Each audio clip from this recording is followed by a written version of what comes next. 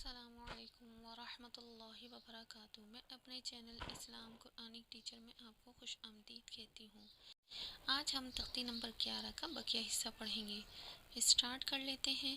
اعوذ باللہ من الشیطان الرجیم، بسم اللہ الرحمن الرحیم۔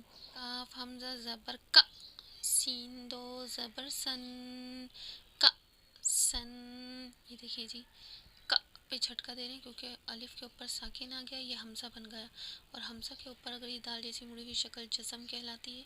جزم یعنی کہ ساکن آ جائے تو وہاں ہمیشہ جھٹکا دیتے ہیں۔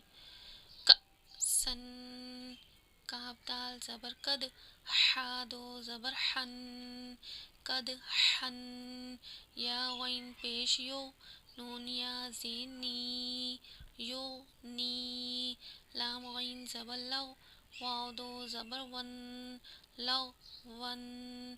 میم سین زیر مس، کاف دو پیش کن، مس کن۔ نون خو زبر نخ، لام دو زبر لن، نخ لن۔ نون شین زبر نش، تو دو زبر تون، نش تون۔ نون فا زبر نف، سین دو زیر سن، نف سن۔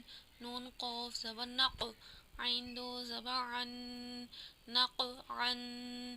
یا سین پیش یس، رو دو زبر رن، یس رن۔